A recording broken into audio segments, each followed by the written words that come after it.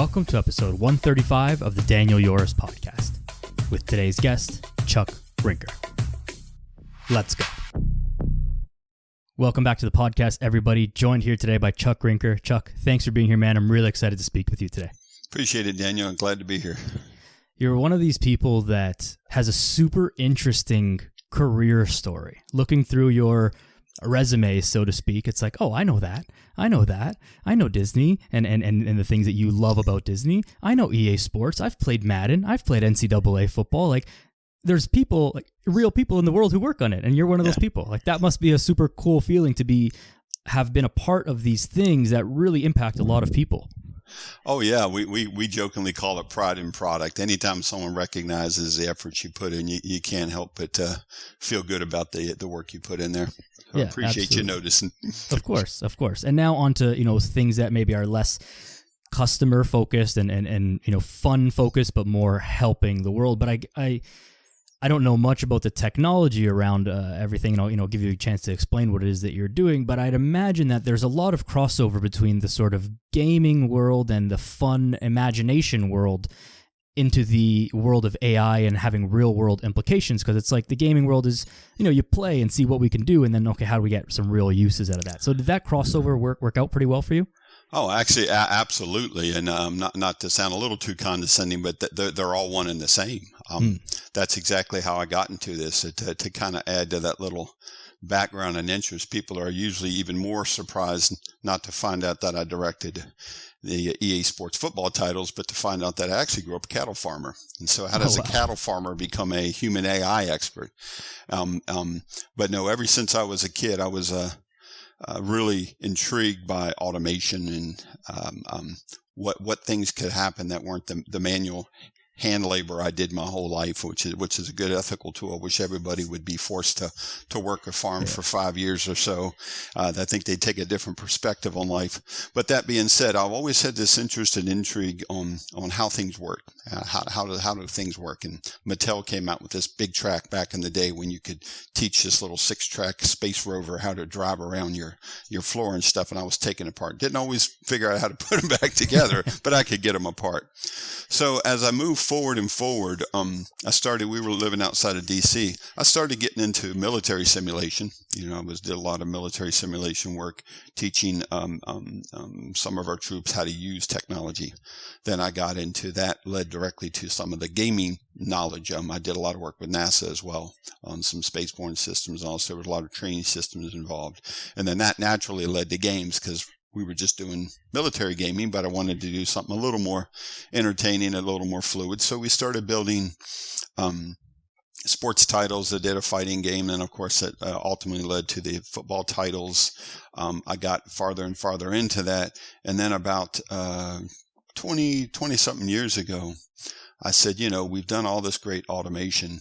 What can we do to make this a little more different, a little more commercial, a little more, I'll call it, for the betterment of different things besides just entertainment. So we started New Media, and New Media was a consulting business doing engagement work, which ultimately led to PRSONAS. And PRSONAS is where we're today, which is the ideal of what takes a personality, what makes Daniel Daniel. It's not only just how you look, it's how your head, your response, your nods, your mannerisms, but also what's between your ears. What do you know? What is your knowledge base? How you deliver that? How do you communicate? All that is a personality.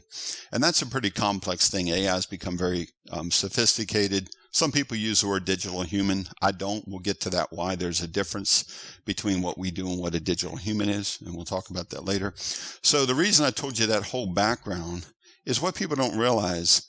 Every single thing I did from the Mattel Big Track in the early 1980s, and I was a young kid playing with toys. Actually, I shouldn't say I was a teenager at that time. Show my age a little. That was very, very, very fundamental rudimentary AI. That was an artificial intelligence that could drive a six-wheel tractor around your floor, all the way through the gaming, all the way through where we're at. And it's all been, AI is not new. AI is just a more complex tool now. Now, you look like you had a thought there, Mr. No, yeah, just a quick one. What was I don't know the history of this, but was the concept of AI as we know it now, did this thought even exist at that time? thinking backwards, you can say that it was a form of artificial intelligence, but did this concept really exist in the 80s? Not in the same terminology. In the gaming space, absolutely. When I was building football games in the 90s, it absolutely was still considered artificial intelligence. And I jokingly tell people are like, oh, this is so sophisticated and advanced. You got to remember, we had 52 football players. We were teaching 11 on 11. We had 22 AI characters running around the field. One of them was controlled by the human. The other 20 are running around the field, catching footballs, knowing how to gang tackle, knowing one how to tackle high, one how to tackle low, all while you're rendering these 3D environments. AI has been pretty sophisticated. Now, the leap from there to the AI that everybody is getting excited about now, and a lot of people are calling it generative AI, is because the AI has advanced enough that we're now starting to mimic the fidelity, the resolution of what the humans think used to be our exclusive territory. We can understand speech. We can synthesize speech.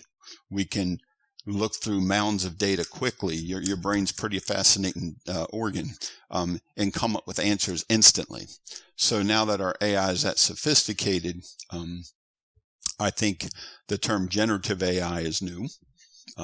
Being able to generate realistic things. But the concept of AI and the term AI has been around probably as long as much of your audience, and I'm not trying to judge them, I don't know, but based on your age and my age difference, has been around probably as long as your audience has.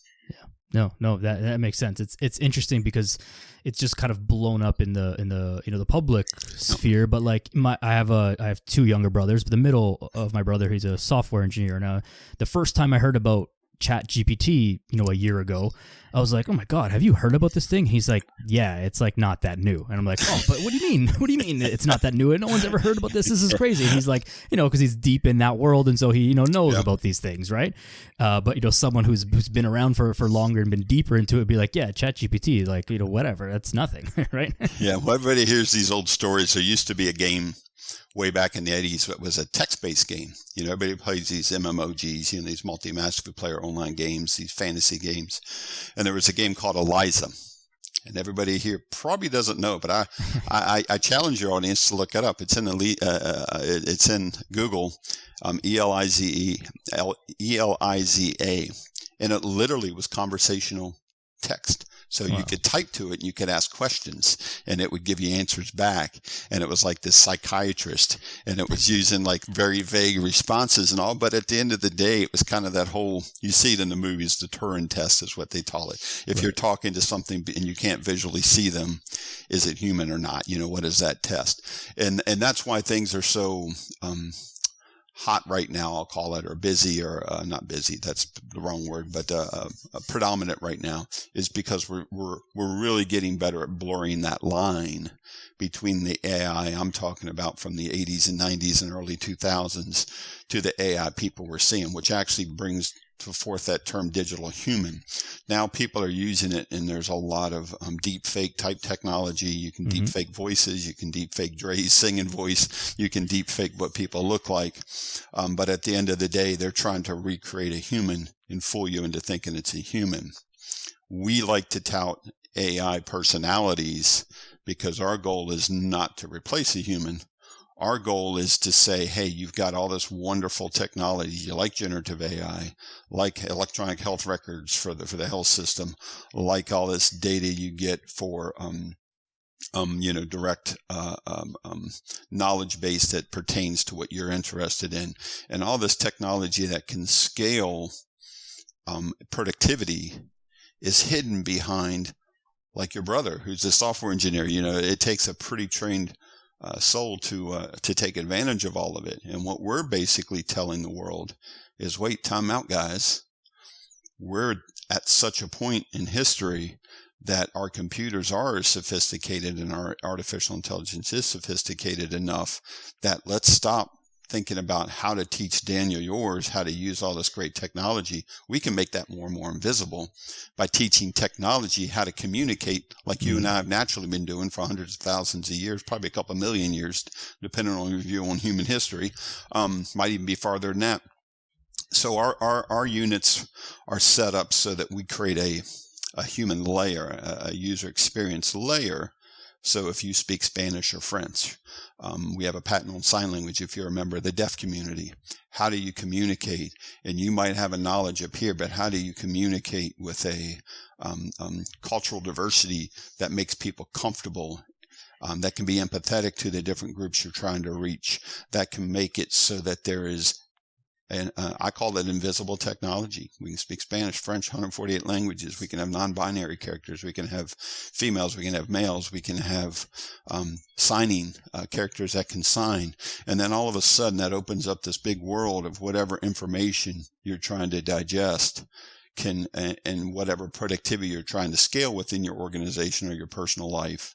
You can now do that with, think of it as we used to use the word personal assistant, which used to be, a little Android type phone or a little BlueBerry, BlackBerry and Blueberries if people are back from the BlackBerry days.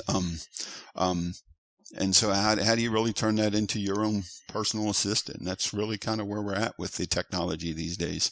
Yeah, it's so interesting to hear about it as an outsider, and I think that healthcare is a perfect place to implement it. Just thinking of my own grandparents' current state, right? They're getting older. They immigrated to this country. They all speak English, but their English is not perfect. And so when they're trying to communicate something that is hurting them or something that's wrong to a doctor who is English speaking or doesn't speak their primary language, it's sometimes difficult. And so, my mom or my dad or, my aunts or uncles will have to go with them to the appointments to sort of be the translator type of thing. And the translation thing is probably like not that difficult, but it would probably make them a lot more comfortable if they could just do it on their own. It provides like autonomy so that they're speaking to a screen, and the screen, it's not like, revealing embarrassing possibly information in front of your daughter or son or family member, grandson, whatever.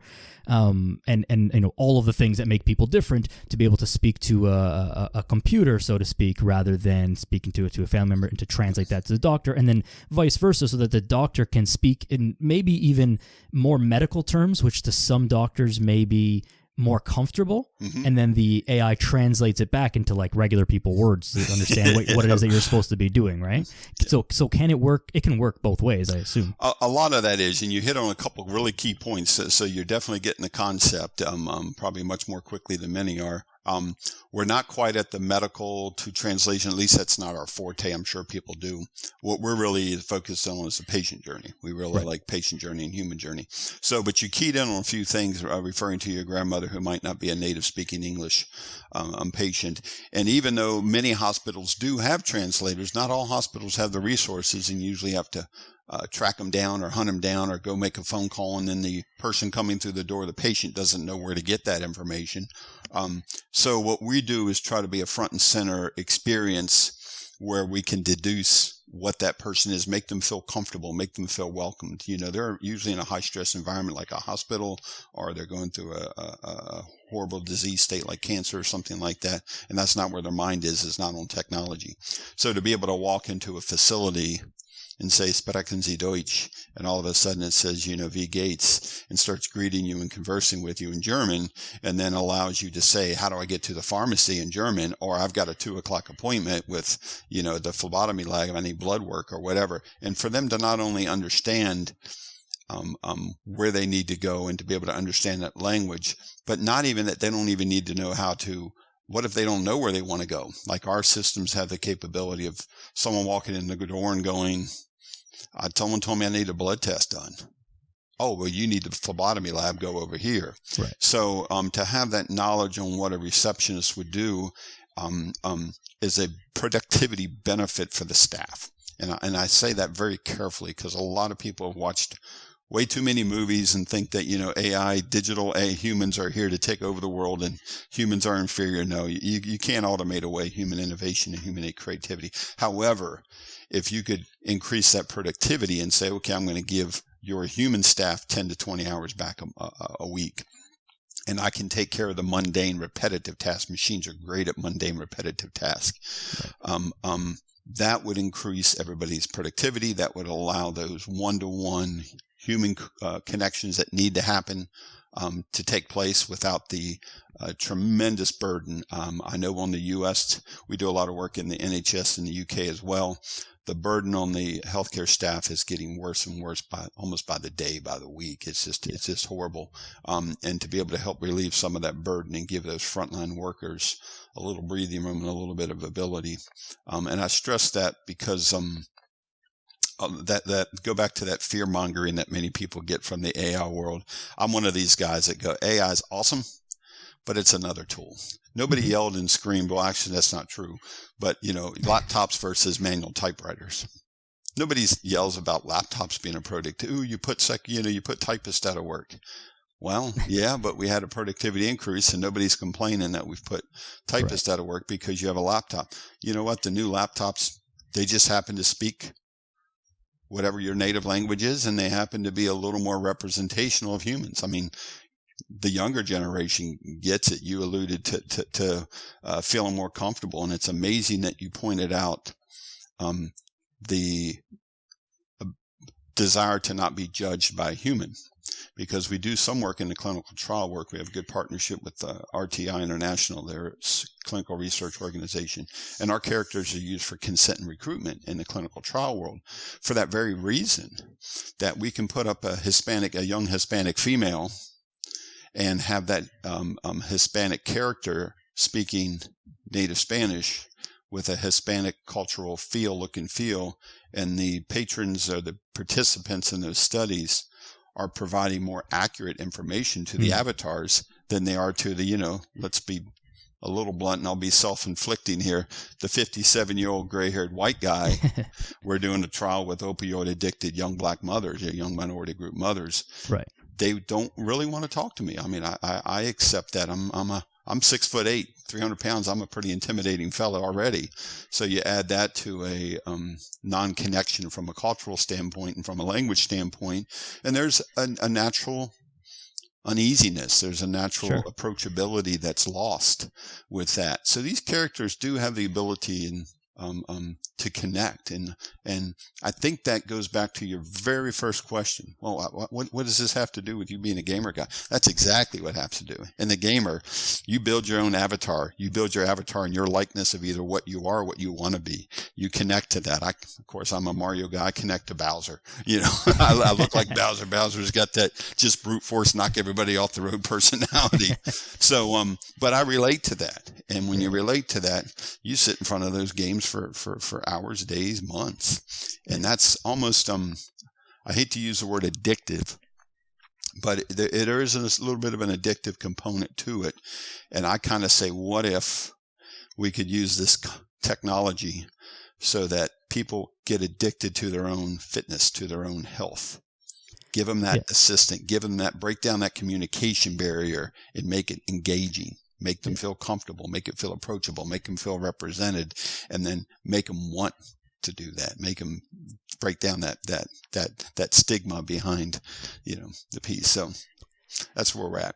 Yeah, I think the discussion around efficiency is super interesting and kind of what the focus should be on, because I've heard the arguments as well as like, oh, this is going to take away so many jobs. And it's like, well, maybe, but maybe it's just going to allow people to do better at their job. Like, do we need people at the hospital who are directing you, the blood lab is this way, the pregnancy ward is this way, that's not really, that's a very low level of work, and maybe there's a place for that, but then the people who are currently doing that can spend that extra time doing something that's a little bit more important, scheduling appointments, dealing with patients, making people feel comfortable, like these kind of things that are a little bit more important than just menial tasks. And so this whole concept of efficiency, I think, is one of the biggest complaints across the healthcare system. Is like, I can't get anyone on the phone. I can't figure out what to do. I can't figure out where to go. I can't get an appointment. It takes too long to get back with someone. The actual care side of things is a different thing, but even still, as maybe not with your avatars, but other AI systems that are actually working with the doctors in the medical side of things, it's like,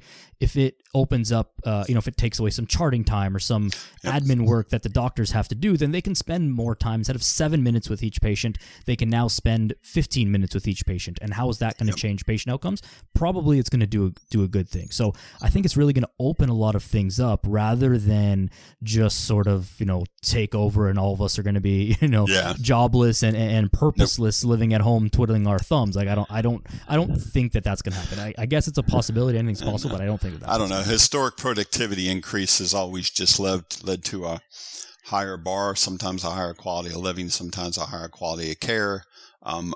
You keyed in on a few things, and it's not really my forte, but I deal enough in the AI space to know things like my wife's a 2-time breast cancer survivor, and to have AI to be able to create do better diagnostics mammograms than most humans can be, at least more consistently. Mm-hmm. To have you mention the charting, the documentation required by our healthcare professionals, our HCPs, are burdened tremendously by that. And there are a lot of dictation systems that are trained specifically on medical terminology and healthcare terminology to help alleviate that, which gives the doctors more time to spend with patients. And you remind me of a funny little story I typically tell people about the healthcare. And this is another one of those Googleable things. I'm not just making it up.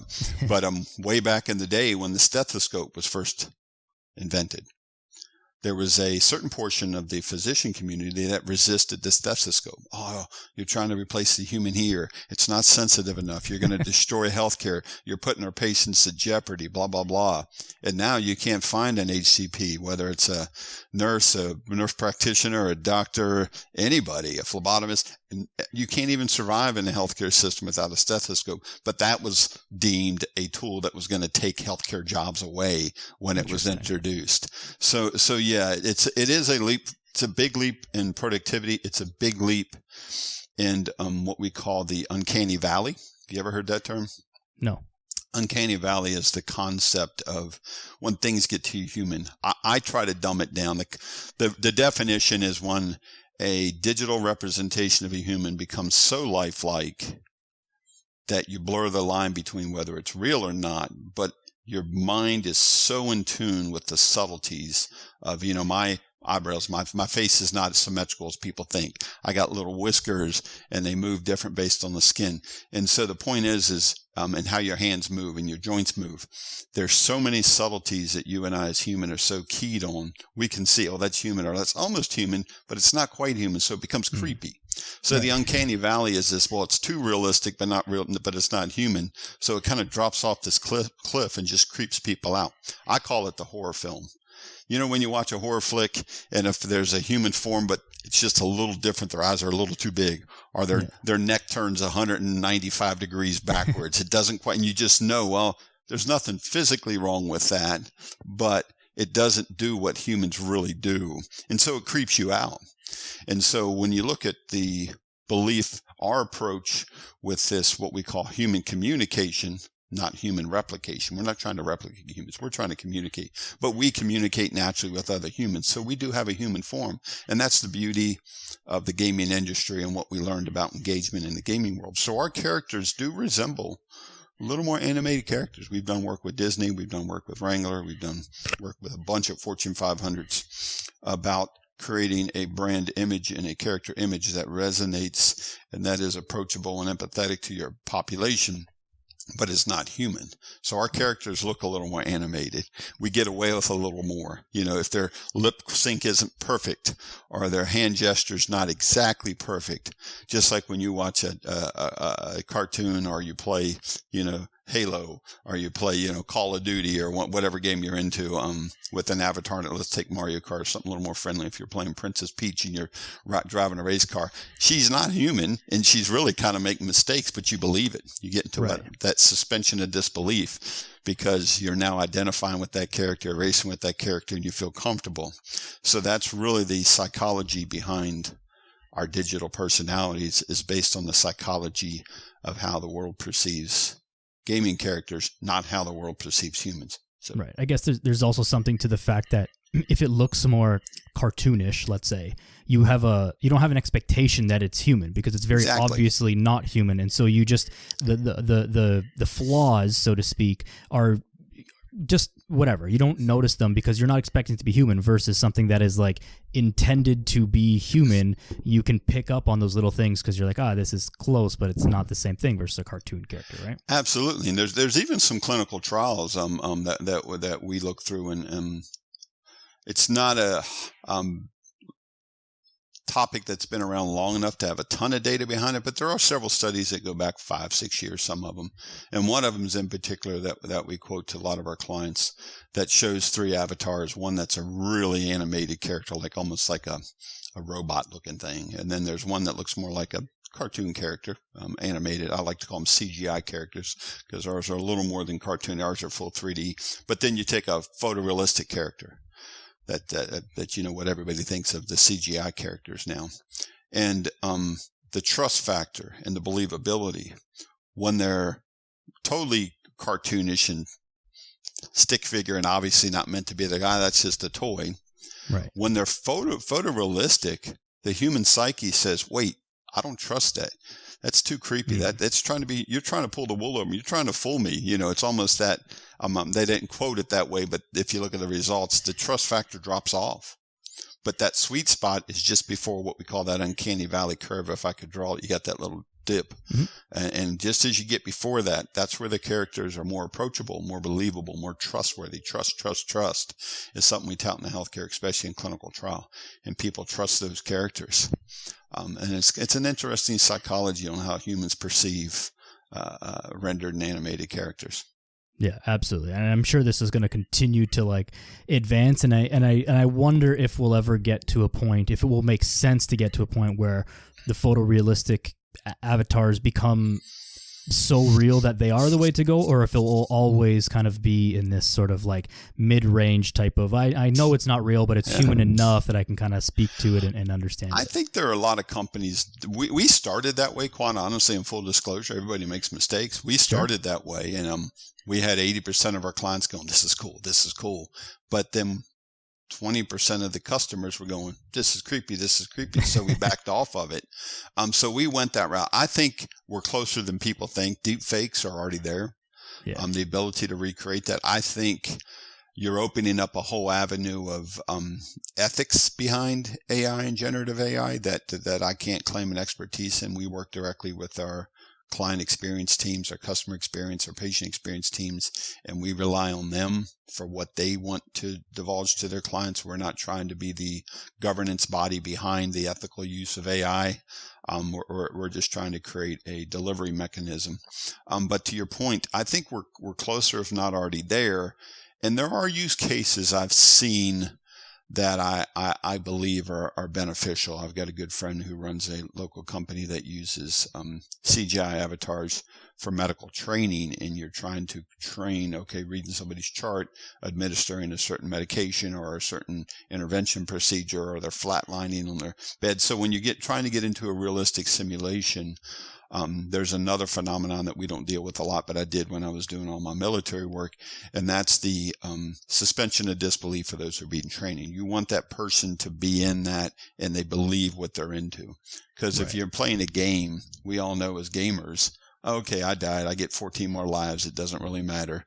But the how people perform when they're under pressure, how people perform when they believe they're in that scenario, I think those types of pieces for like law enforcement, medical training, medical simulation, when you're really talking about simulations, not customer engagement, not patient engagement, simulation type work, would definitely benefit from that. And I did an interesting little fun stint with a company as a realism consultant for a company that builds the FAT system, FATS, to firearms training simulation, and they were getting shot back at. So you want the people using the simulation to feel the stress of being in a combat situation. So to be able to create the photorealistic responses, so your adrenaline's pumping, you're worrying about being shot at more than shooting, so your accuracy goes from, okay, I'm a 85% hitter, now I'm barely hitting 20% because I'm scared you know what. And so to create those scenarios, I'm not saying it has to be military, but for the medical as well, those kind of scenarios I think are prime candidates for trying to get past that uncanny valley. But for everyday life, everyday humans, Let's just make it engaging. Yeah. Even like for me, a sports analogy to that was like I played soccer as my main sport that I played, and in training sessions in practice, with the goalies were off doing their own goalie training, so we're doing the whatever drill, and you finish by scoring a goal, but the net was empty. There was no goalie in the net, and our coach would like hammer us about like shoot as if there's a goalie in the net. Yeah. Don't just roll it in, because in a game that's not the way it's going to be. Exactly. Right? And so it's this same sort of like practice like you're going to play type of thing. And so in medical situations or military situations, obviously that's a lot more important than other things. You gotta be prepared, because you only get one chance. Yep. Now, what were some things aside from sort of maybe the cultural connections that you guys identified as gaps or flaws maybe in the medical system that you felt your AI characters could fill the gap in as far as in the medical field? Mm-hmm. Ironically, it's kind of the, I don't want to sound too simplistic, but it's kind of the same answer as communication. Like clinical trial, we've done a fair amount in clinical trial. Clinical trials, at least in the U.S., are very regulated, of course, but they're very biased. There's a trust, especially in the minority communities, about engaging in and participating in clinical trials. In the U.S., until I think it was 1972, women weren't even allowed to participate in clinical trials for various reasons. And so now, even though clinical trials, because they don't always have unlimited resources, are primarily conducted with certain demographics that they're trying to target. And if you're trying to target a certain minority demographic, but you can't attract that audience, you can't attract those participants, because the average clinical trial participant, use your own judgment on why, is typically your 30 to middle-aged males, white males. Those are the guys that participate in trials. I've been in 3 myself. Of course, I'm a late-stage cancer survivor myself, so I have a little bit different perspective and focus on why I'm focusing heavy on clinical trials in the healthcare sector. It's a lot about some personal challenges. But in any sense, the point there is to be able to identify within the healthcare sector and to attract those, so that there's no communication barrier. We can show them we can improve trust. If we can do cultural diversity, if we can hit some of the non-binary trials that will focus on disease states that are primarily focused in that demographic, we kind of hope, knock on wood, that more and more clinical trial organizations and healthcare facilities are going to start stressing the patient perspective. Look at everything from a patient perspective, not just this is the efficacy. This is a more efficient drug. This is a more effective drug. Here's how we get more patients in and out. Here's how we get better returns on our hospital expenditures. Here's how we minimize our operational expense at the hospital, and start thinking less about just how do we make this scale and profitable, but how do we address the mental state of the patient journey. Trust me, I know all too well firsthand. When a doctor tells you you're late stage cancer and have a pretty damn good chance of not being here in a few years, you got different stuff going on in your mind than what's the most efficient way to check in at a hospital, or what's the most efficient way to find some clinical trials that might help you out. You really just are in a different mental state. So we really want to stress, to your point about where are some of those application areas. And I think that's a place for, we call it PRSONAS with a purpose, PRSONAS with a heart. How do you take this personality engine that we really derive from the gaming space? As a matter of fact, our rendering's Unity game engine. We don't make bones about it. We've built a lot of our technology on top of the gaming technology. My CTO was an ex-Madden programmer himself and had worked on some Wimbledon systems and all. So we're really a bunch of gamers. And we say, hey, if we can attract 10 million gamers, why don't we attract 10 million customers or patients? And so that's really where we're focusing our efforts.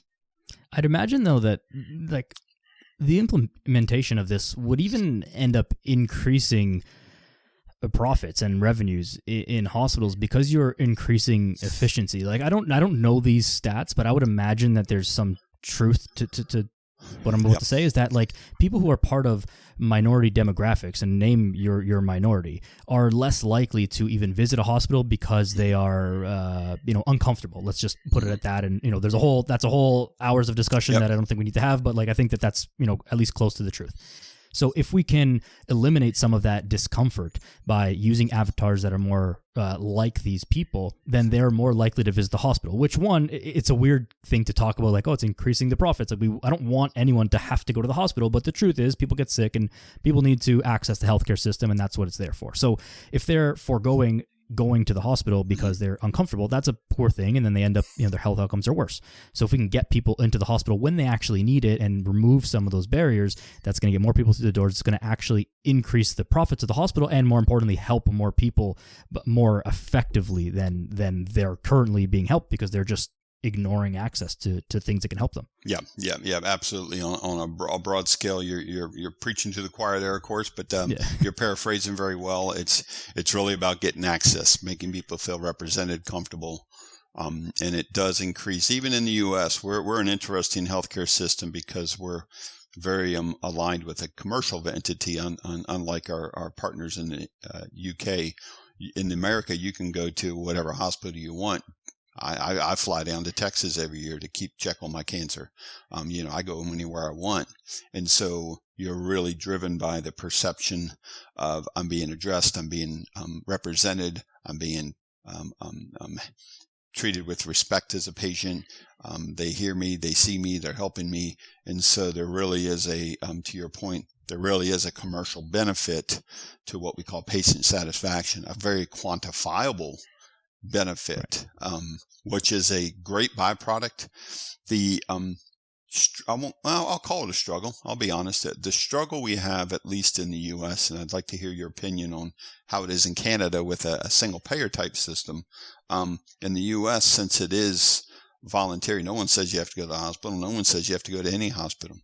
So within our system, we're very I'll just say it, and I'll get myself in trouble with some of my clients. Probably very conservative. They're driven by protocols for good reasons. You have to, there's the motto of do no harm to your patients. But what does that really mean? Okay, I'm gonna not risk that 3% chance that I'm gonna do you harm, but I could help 97% more people if I took that risk, Right. So where's that line? And we tend to err on the side of overly conservatism, I believe. And so it's really hard to get hospital systems, healthcare systems, private practices, clinical trials to think outside that box and to really, I know that's a cliche term, but to think not, how do we avoid this pain? But look at the upside potential. So It's really hard to get some of those use cases and those proof points, and people are more likely to go, well, unless you can prove that you're going to make this better, and unless you can prove that you're going to increase my profits, or unless you can prove through outcomes that you're going to improve the quality of life for my patients or decrease the morbidity rate, you got to have those proof points. But for a technology as new as AI, or at least generative AI and the AI as we see it today that has this massive potential to recreate human personalities and to be that engagement tool, that's not out there. So we really spend the majority of our time educating and informing, which quite honestly, and I appreciate it, Daniel, which is why we're actively trying to get me to some of these podcasts and try to get people to hear and go, you know what, maybe we should think a little different, because the upside potential is astronomical. If you can increase your profits, increase the quality of life for patients, and increase your outcomes and decrease lives, I mean, pardon the French, but who in the hell wouldn't want to do that? But there's such a resistance because of that mentality. I think that this again just comes so much back to increasing efficiency in the whole system. To your point about comparing to the Canadian system, I don't think it's that different. I think the standards of care, what they're supposed to do for X condition, are pretty set in stone, and they're conservative. They're on the safe side of things, and probably for the best across a large number of people. However, as we know about averages, like, nobody fits the actual average. And so who does that treatment plan really help? Well, it it sort of helps a lot of people, but there's a lot of people on the fringes of that average who are not being well serviced by whatever that treatment plan is. And so if we had more time created for the doctors and for the entire medical team and system to better individualize care, then that would create better patient outcomes. And so I don't really see a valid argument like against that. So you're right that it's probably not something that people really think about, and we think about, the scary side, AI is gonna like take over, and the companies are gonna program this to make sure we all die, or some conspiracy theory craziness. You know what I mean? It's like, yeah, I mean, I guess anything's possible, sure, but let's also live in the real world a little bit here. So just increasing the efficiency and the work capacity available of the doctors, the time they have to give care to you and give more individualized care. I think that's really like the take-home message that people should be thinking about here is like, hey, that treatment plan that you always give didn't work for me. And then the doctor just says, well, that's all we can do. And you're like, well, but I heard about such and such. And it's like, well, that's not really, we don't do that here. Yeah. And then in our system here, when you get that, we don't do that here, that also means we don't do that anywhere here. That means now you have to leave the country to go and find someone who will do that, which becomes very, very expensive and very, very difficult, right? Yeah. Because they're all doing the same thing and all, because that's the way the system is here. So, again, increase the efficiency, allow the doctors to do more of what they're good at, which is treating people, and less of like the stuff that's just taking up their time that is also necessary. Right. Nope. Couldn't said it better myself. And I don't have as much visibility into the Canadian healthcare system as I probably do the NHS, but it sounds like there's a lot of parallelisms, and you spoke very well. And some of the items you mentioned there do resonate in some of the challenges that we're facing at the NHS as well already. Yeah. I don't have much insight into the NHS, but I would imagine that there's a lot of similarities in all kind of like publicly funded systems that are around. Absolutely. What are some of the drawbacks of this whole system, if any? And are the drawbacks or the negatives just due to like not enough time has passed and like the technology will catch up and close the gaps, or are there legitimate things that we should be concerned about or worried about at all with this? That's probably a whole podcast in itself, and a lot of it's out of my expertise. But some of the immediate drawbacks I see outside of what I just mentioned, it's so new, in healthcare in particular. We're seeing some more entities embrace it that are on the commercial side. They're a little less risk adverse. They're a little more willing to roll the dice. We did some work with Wrangler and the Seattle Mariners and stuff like that. And they're out, out there just trying to get attention, which is good. So that's raising awareness. I think the negatives that you're seeing in my mind is we have a relationship with Gartner, but Gartner publishes what they call a hype cycle on a bunch of different technologies. Hype cycle in the emerging tech includes the AI. And I think they frame it up much better than I could, which is why I'm quoting them. Typically, when you have a new technology like generative AI and ChatGPT and AI in general, and the complexities that you're getting out of 3D rendering technologies and speech to text and text to speech and natural language parsing and all these buzz terms that we throw together to create this personality, you get this hype. People start seeing it, they're scared of it, but they get this hype and they're going, oh wow, this is great, this is awesome, this is going to change everything. But then what happens is the reality sets in where it's good, don't get me wrong, but they've overpromised. So you get this, what we call a slope of disillusionment. Oh shoot, it's really not as good as we think. And it kind of peaks down. It usually takes 3 to 5 years before it kind of stabilizes out. And then people really figure out how it really fits in. What can it really do well, and where are its shortcomings? Some of those shortcomings are already showing themselves from what we call hallucinations. What you'll find is anytime you have a large language model learning tool like a ChatGPT or a generative AI engine or an open AI engine, you're sometimes biased towards the data that it's feeding off of. Think about it. A machine learning piece can only create responses based on data you fed it. So you can kind of see where, and I don't want to get political on it, but where if you feed it, let's just say you feed it the newscast from MSNBC versus the newscast from Fox Television, and then you ask ChatGPT a question, you can be pretty sure the answers are going to be different. So what is the truth? What is reality? right. on the responses there. So there's fallacies in the vetting of the data that's being used for these generative AI tools. The fallacy is believing that these tools are omnipotent and don't make mistakes. They might follow a very complex algorithm. They're really nothing more than algorithms. You had old algorithms. You have newer ones that are just better, faster, and seem more natural. But they're going to be subject to those same fallacies, which immediately drops you into the reality of the ethical use questions. Anything that has great power has the great ability to be used. Everything from, we generated, 10% or 14%. I don't know the number off the top of my head. I'm not in that business, from nuclear power, but we all know what nuclear power can do from a destructive stage too.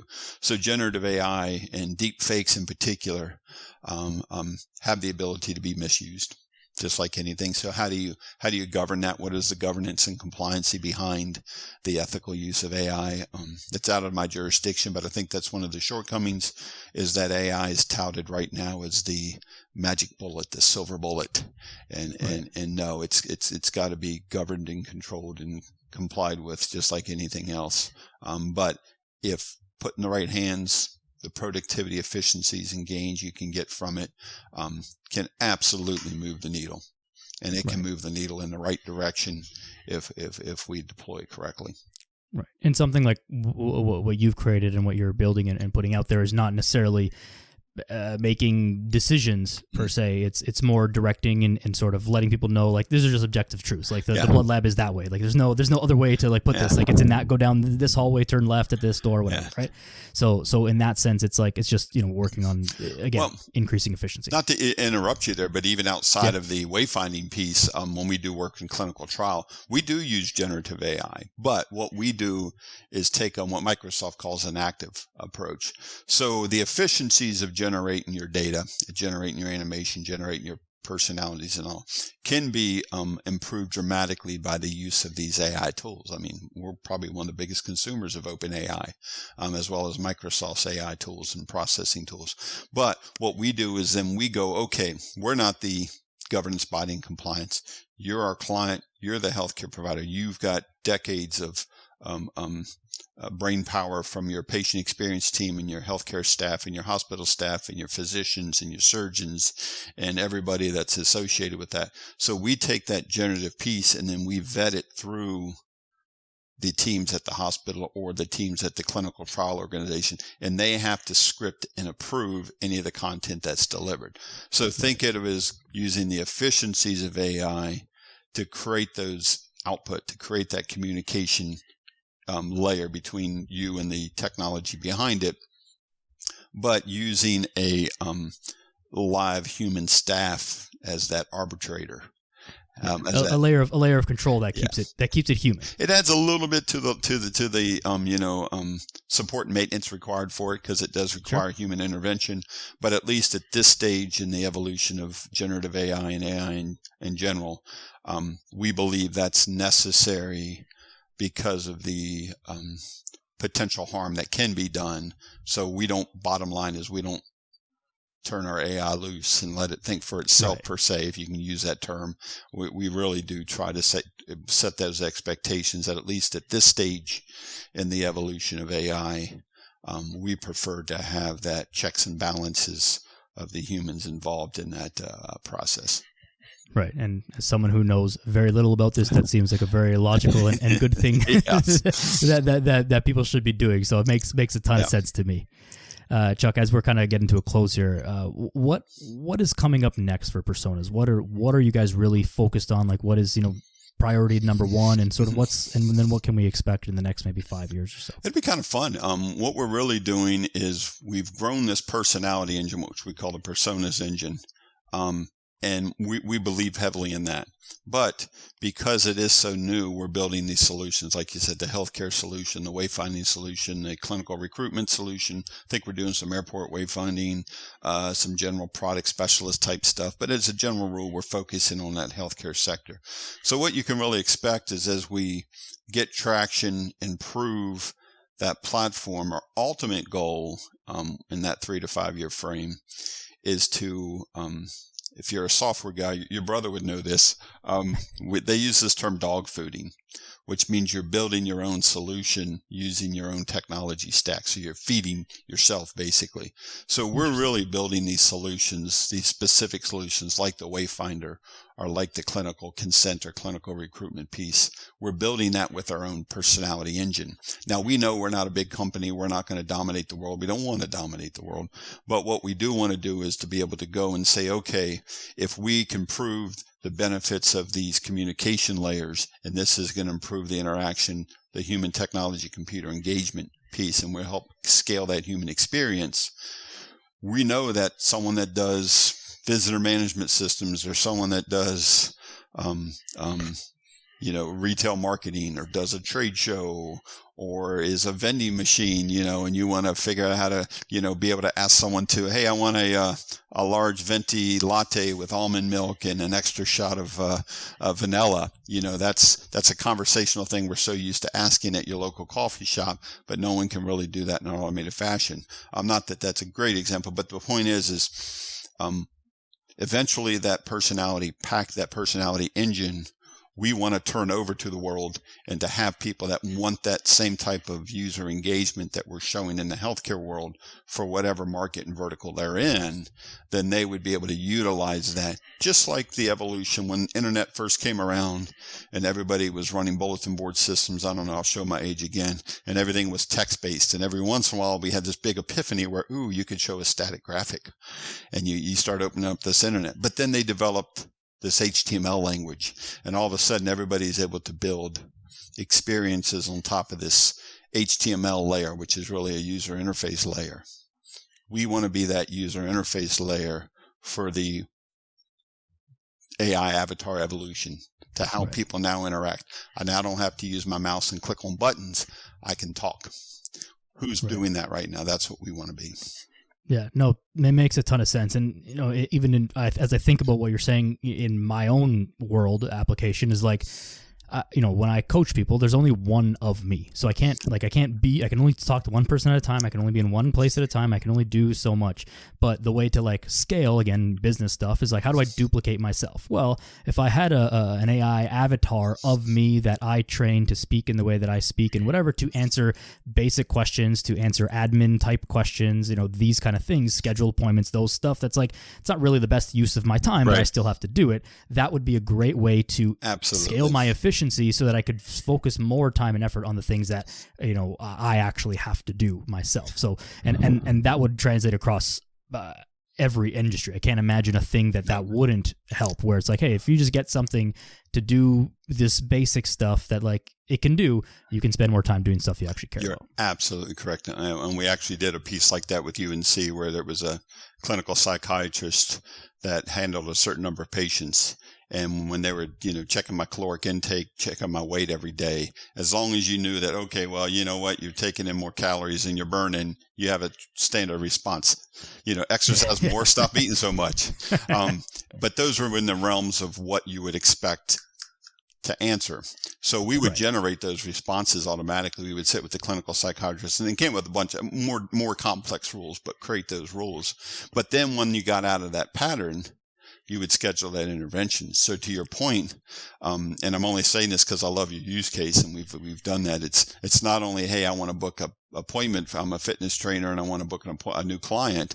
You could actually go in and say, okay, now here are the rudimentary pieces we're going to do with my class or my students. And as long as you're staying within the realms of what we call normalcy, you can automate that type of response. Okay, today we're going to do this tips of fitness. We're going to focus on core today. We're going to focus on upper body. We're going to do, and I apologize, I don't know your industry like you do. You're good.